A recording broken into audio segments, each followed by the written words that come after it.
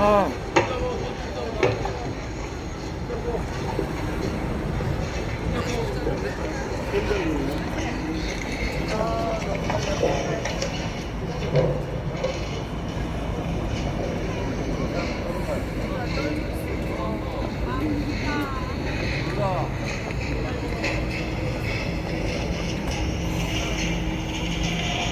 고생했다. 고생했어.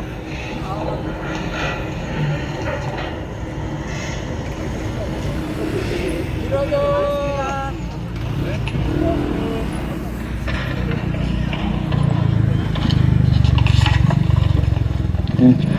지금부터 2024 헌납 8 대통령 윤석열 탄핵 사건에 대한 선고를 시작하겠습니다. 먼저 적법 요건에 관하여 살펴보겠습니다. 이 사건 계엄 선포가 사법심사의 대상이 되는지에 관하여 보겠습니다. 고위공직자의 헌법 및 법률 위반으로부터 헌법 질서를 수호하고자 하는 탄핵 심판의 취지를 고려하면 이 사건 계엄 선포가 고도의 정치적 결단을 요하는 행위라 하더라도 그 헌법 및 법률 위반 여부를 심사할 수 있습니다. 국회 법사의 조사 없이 이 사건 탄핵 소추안을 의결한 점에 대하여 보겠습니다. 헌법은 국회의 소추 절차를 입법에 맡기고 있고 국회법은 법사위 조사 여부를 국회의 재량으로 규정하고 있습니다. 따라서 법사위의 조사가 없었다고 하여 탄핵소추 의결이 부적법하다고 볼 수 없습니다. 이 사건 탄핵소추안의 의결이 일사부재의 원칙에 위반되는지 여부에 대해서 보겠습니다. 국회법은 부결된 안건을 같은 회기 중에 다시 발의할 수 없도록 규정하고 있습니다.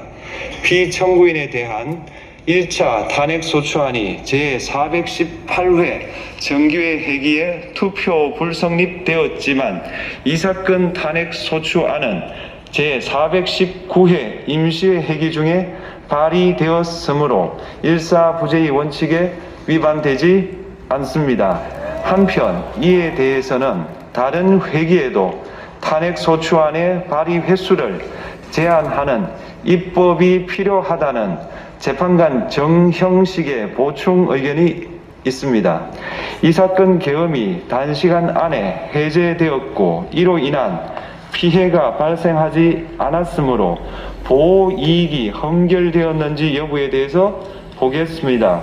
이 사건 계엄이 해제되었다고 하더라도 이 사건 계엄으로 인하여 이 사건 탄핵 사유는 이미 발생하였으므로 심판의 이익이 부정된다고 볼 수 없습니다. 소추 의결서에서 내란죄 등 형법 위반 행위로 구성하였던 것을 탄핵 심판 청구 이후에 헌법 위반 행위로 포섭하여 주장한 점에 대하여 보겠습니다. 기본적 사실관계는 동일하게 유지하면서 적용 법조문을 철회, 변경하는 것은 소추사유의 철회, 변경에 해당하지 않으므로 특별한 절차를 거치지 않더라도 허용됩니다. 피청구인은 소추사유에 뇌란죄 관련 부분이 없었다면 의결 정족수를 충족하지 못하였을 것이라고 주장하지만 이는 가정적 주장에 불과하며 객관적으로 뒷받침할 만한 근거도 없습니다. 대통령의 지위를 탈취하기 위하여 탄핵 소추권을 남용하였다는 주장에 대하여 보겠습니다. 이 사건 탄핵 소추안의 의결 과정이 적법하고 피소추자의 헌법 또는 법률 위반이 일정 수준 이상 소명되었으므로 탄핵 소추권이 남용되었다고 볼 수 없습니다. 그렇다면 이 사건 탄핵 심판 청구는 적법합니다. 한편 증거법칙과 관련하여 탄핵 심판 절차에서 형사소송법상 전문법칙을 완화하여 적용할 수 있다는 재판관 이미선, 김형두의 보충 의견과 탄핵 심판 절차에서 앞으로는 전문 법칙을 보다 엄격하게 적용할 필요가 있다는 재판관 김복형, 조한창의 보충 의견이 있습니다. 다음으로 피청구인이 직무집행에 있어 헌법이나 법률을 위반하였는지, 피청구인의 법 위반 행위가 피청구인을 파면할 만큼 중대한 것인지에 관하여 살펴보겠습니다. 우선 소추 사유별로 살펴보겠습니다. 1. 이 사건 계엄 선포에 관하여 보겠습니다. 헌법 및 계엄법에 따르면 비상계엄 선포의 실체적 요건 중 하나는 전시, 사변 또는 이에 준하는 국가 비상사태로 저가 교전 상태에 있거나 사회 질서가 극도로 교란되어 행정 및 사법 기능의 수행이 현저히 곤란한 상황이 현실적으로 발생하여야 한다는 것입니다. 피청구인은 야당이 다수 의석을 차지한 국회의 이례적인 탄핵소추 추진, 일방적인 입법권 행사 및 예산 삭감 시도 등의 전횡으로 인하여 위와 같은 중대한 위기사항이 발생하였다고 주장합니다. 피청구인의 취임 후 이 사건 계엄 선포 전까지 국회는 행안부 장관, 검사, 방통위위원장, 감사원장 등에 대하여 총 22건의 탄핵소추안을 발의하였습니다. 이는 국회가 탄핵소추 사유의 위헌, 위법성에 대해 숙고하지 않은 채 법 위반의 의혹에만 근거하여 탄핵심판 제도를 정부에 대한 정치적 압박 수단으로 이용하였다는 우려를 낳았습니다. 그러나 이 사건 계엄 선포 당시에는 검사 1인 및 방통위위원장에 대한 탄핵 심판 절차만이 진행 중이었습니다. 피청구인이 야당이 일방적으로 통과시켜 문제가 있다고 주장하는 법률안들은 피청구인이 제의를 요구하거나 공포를 보류하여 그 효력이 발생되지 않은 상태였습니다. 2025년도 예산안은 2024년 예산을 집행하고 있었던 이 사건 계엄 선포 당시 상황에 어떠한 영향을 미칠 수 없고, 위 예산안에 대하여 국회 예결특위의 의결이 있었을 뿐 본회의의 의결이 있었던 것도 아닙니다. 따라서 국회의 탄핵소추, 입법, 예산안 심의 등의 권한 행사가 이 사건 계엄 선포 당시 중대한 위기 상황을 현실적으로 발생시켰다고 볼 수 없습니다. 국회의 권한 행사가 위법, 부당하더라도 헌법재판소의 탄핵 심판, 피청구인의 법률안 제의 요구 등 평상시 권력 행사 방법으로 대처할 수 있으므로 국가 긴급권의 행사를 정당화할 수 없습니다. 피청구인은 부정선거 의혹을 해소하기 위하여 이 사건 계엄을 선포하였다고도 주장합니다. 그러나 어떠한 의혹이 있다는 것만으로 중대한 위기 상황이 현실적으로 발생하였다고 볼 수는 없습니다. 또한 중앙선관위는 제22대 국회의원 선거 전에 보안 취약점에 대하여 대부분 조치하였다고 발표하였으며, 사전, 우편, 투표함, 보관장소, CCTV 영상을 24시간 공개하고 개표 과정에 수검표 제도를 도입하는 등의 대책을 마련하였다는 점에서도 피청구인의 주장은 타당하다고 볼 수 없습니다. 결국 피청구인이 주장하는 사정을 모두 고려하더라도 피청구인의 판단을 객관적으로 정당화할 수 있을 정도의 위기 상황이 이 사건 계엄 선포 당시 존재하였다고 볼 수 없습니다. 헌법과 계엄법은 비상계엄 선포의 실체적 요건으로 병력으로서 군사상의 필요에 응하거나 공공의 안정질서를 유지할 필요와 목적이 있을 것을 요구하고 있습니다. 그런데 피청구인이 주장하는 국회의 권한 행사로 인한 국정마비 상태나 부정선거 의혹은 정치적, 제도적, 사법적 수단을 통하여 해결하여야 할 문제이지 병력을 동원하여 해결할 수 있는 것이 아닙니다. 피청구인은 이 사건 계엄이 야당의 전횡과 국정위기 상황을 국민에게 알리기 위한 경고성 계엄 또는 호소형 계엄이라고 주장하지만 이는 계엄법이 정한 계엄 선포의 목적이 아닙니다. 또한 피청구인은 계엄 선포에 그치지 아니하고 군경을 동원하여 국회의 권한 행사를 방해하는 등의 헌법 및 법률 위반 행위로 나아갔으므로 경고성 또는 호소형 계엄이라는 피청구인의 주장을 받아들일 수 없습니다. 그렇다면 이 사건 계엄 선포는 비상계엄 선포의 실체적 요건을 위반한 것입니다. 다음으로 이 사건 계엄 선포가 절차적 요건을 준수하였는지에 관하여 보겠습니다. 계엄 선포 및 계엄사령관 임명은 국무회의의 심의를 거쳐야 합니다.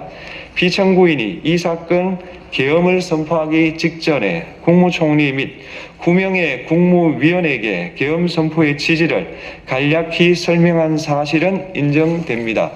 그러나 피청구인은 계엄사령관 등 이 사건 계엄의 구체적인 내용을 설명하지 않았고 다른 구성원들에게 의견을 진술할 기회를 부여하지 않은 점을 고려하면 이 사건 계엄 선포에 관한 심의가 이루어졌다고 보기도 어렵습니다. 그 외에도 피청구인은 국무총리와 관계 국무위원이 비상계엄 선포문에 부서하지 않았음에도 이 사건 계엄을 선포하였고 그 시행 일시, 시행 지역 및 계엄사령관을 공고하지 않았으며 지체 없이 국회에 통고하지도 않았으므로 헌법 및 계엄법이 정한 비상계엄 선포의 절차적 요건을 위반하였습니다. 2. 국회에 대한 군경 투입에 관하여 보겠습니다. 피청구인은 국방부 장관에게 국회에 군대를 투입할 것을 지시하였습니다. 이에 군인들은 헬기 등을 이용하여 국회 경내로 진입하였고 일부는 유리창을 깨고 본관 내부로 들어가기도 하였습니다. 피청구인은 육군 특수전 사령관 등에게 의결 정족수가 채워지지 않은 것 같으니 문을 부수고 들어가서 안에 있는 인원들을 끄집어내라는 등의 지시를 하였습니다. 또한 피청구인은 경찰청장에게 계엄사령관을 통하여 이 사건 포고령의 내용을 알려주고 직접 6차례 전화를 하기도 하였습니다. 이에 경찰청장은 국회 출입을 전면 차단하도록 하였습니다. 이로 인하여 국회로 모이고 있던 국회의원들 중 일부는 담장을 넘어가야 했거나 아예 들어가지 못하였습니다. 한편 국방부 장관은 필요시 체포할 목적으로 국군 방첩사령관에게 국회의장, 각 정당 대표 등 14명의 위치를 확인하라고 지시하였습니다. 피청구인은 국가정보원 1차장에게 전화하여 국군 방첩사령부를 지원하라고 하였고 국군 방첩사령관은 국가정보원 1차장에게 위 사람들에 대한 위치 확인을 요청하였습니다.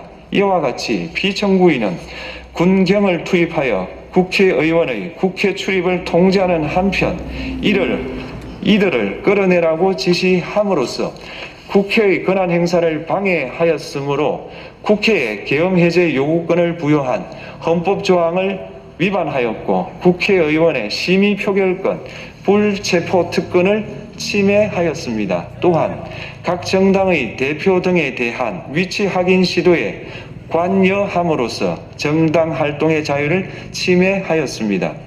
피청구인은 국회의 권한 행사를 막는 등 정치적 목적으로 병력을 투입함으로써 국가 안전보장과 국토방위를 사명으로 하여 나라를 위해 봉사하여 온 군인들이 일반 시민들과 대치하도록 만들었습니다. 이에 피청구인은 국군의 정치적 중립성을 침해하고 헌법에 따른 국군 통수 의무를 위반하였습니다.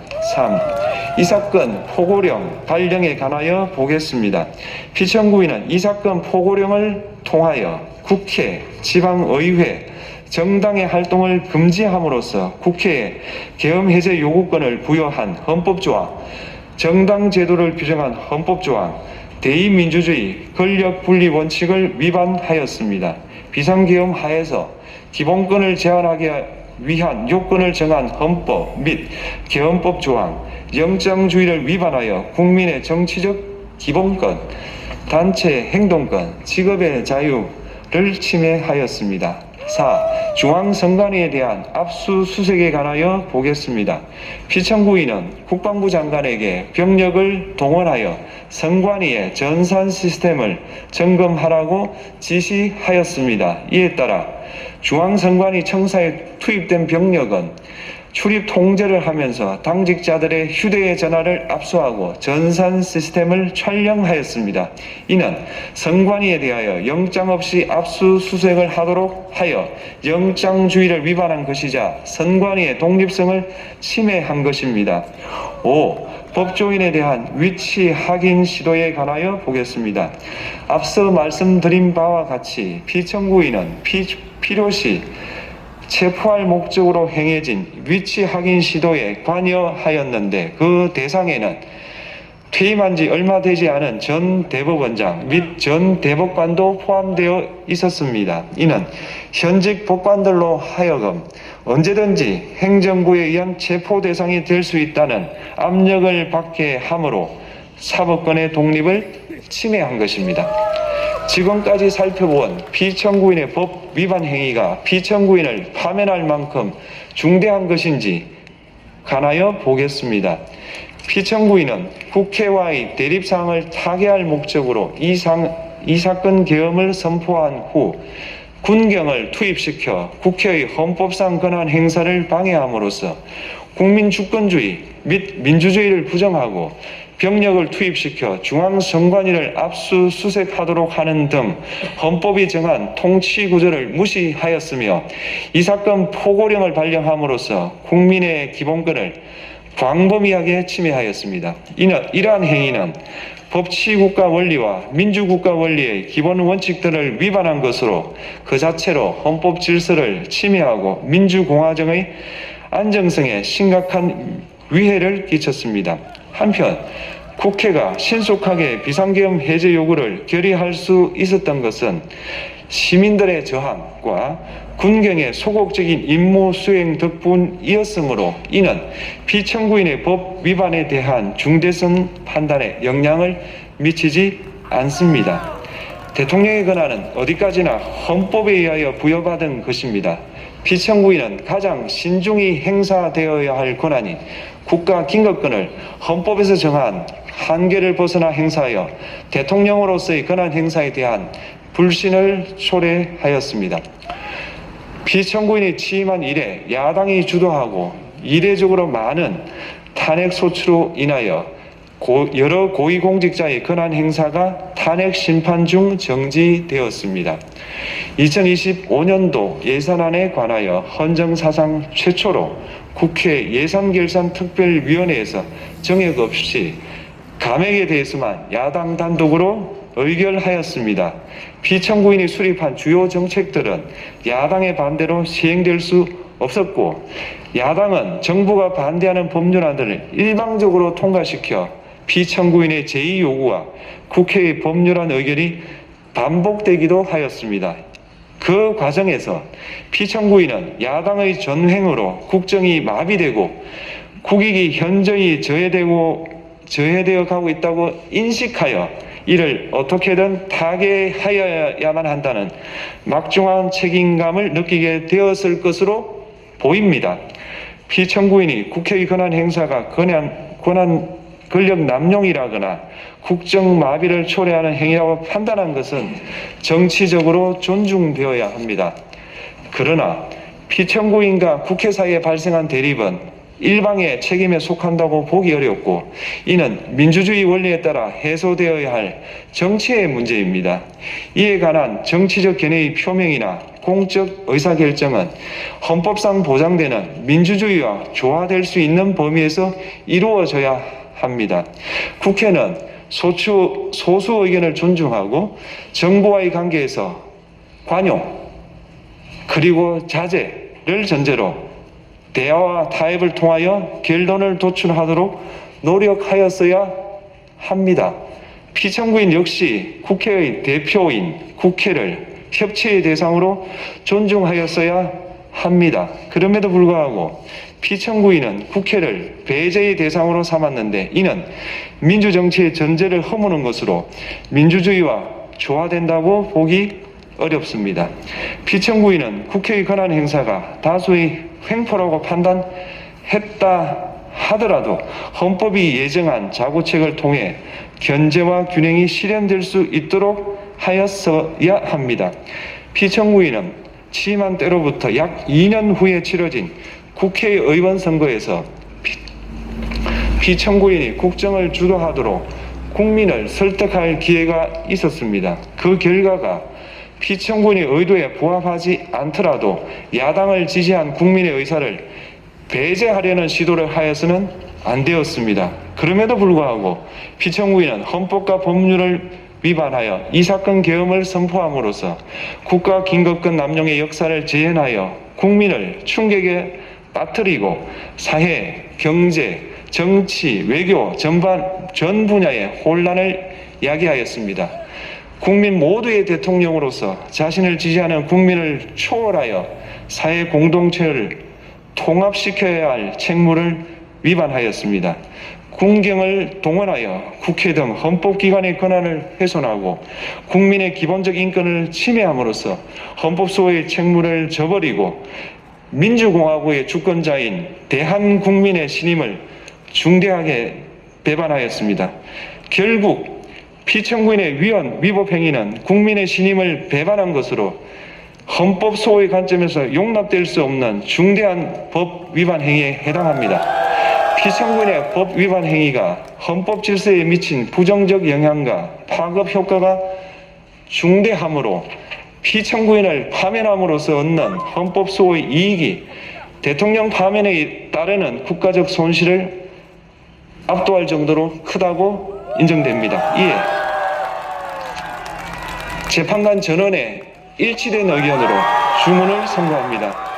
탄핵 사건이므로 선고 시각을 확인하겠습니다. 지금 시각은 오전 11시 22분입니다. 주문: 피청구인 대통령 윤석열을 파면한다. 마치겠습니다. 헌법재판소가 2025년 4월 4일 오전 11시 22분 윤석열 대통령을 파면했습니다. 크리스마스! 대통령이죠. 메리 윤석열 크리스마스를 대통령이 대전 당장에서는 임기가 오늘 외쳤다고 이렇게 기사에 써주시기 바랍니다. 서로 안고 이 기쁨을 나눕시다.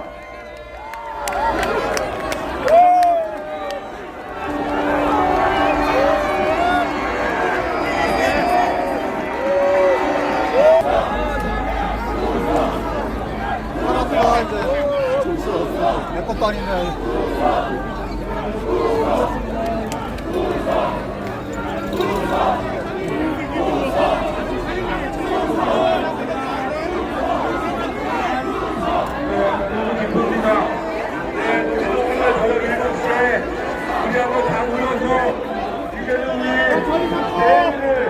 어떻게 만들 것인가 대전 국민의 목소리로 만들어놨으면 좋겠습니다. 대전 여러분 너무 기쁩니다. 고맙고 미안해. 너무 지켜줘서 고마워. 지켜줘서